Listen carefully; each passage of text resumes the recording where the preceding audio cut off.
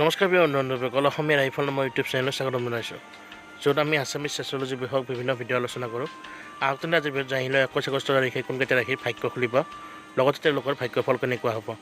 বলক ভিডিঅ'টো আমি আৰম্ভ কৰোঁ। লগতে অনুৰোধ জনাওঁ যে ভিডিঅ'বিলাক যদি ভাল পায় লাইক কমেণ্ট শ্বেয়াৰ কৰাৰ লগতে চেনেলটো ছাবস্ক্ৰাইব কৰি দিব সদায় এনে ধৰণৰ ভিডিঅ' হ'বলৈ।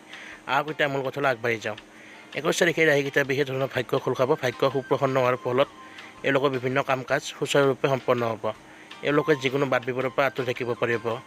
পৰিয়ালত সুখ শান্তি বাঢ়িব, লগতে সৌভাগ্য উদয় হ'ব আৰু ভাই ভনীৰ মাজত সম্পৰ্ক আগতকৈ মধুৰ হ'ব।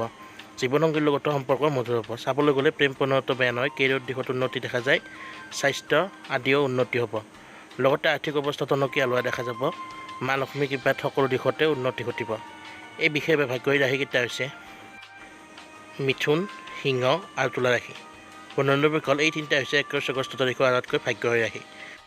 যদি ভিডিঅ'টো চাই ভাল পালে লাইক কমেণ্ট শ্বেয়াৰ কৰাৰ লগতে সদায় এনে ধৰণৰ ভিডিঅ' হ'বলৈ আমাৰ চেনেলটো ছাবস্ক্ৰাইব কৰি দিব। ধন্যবাদ।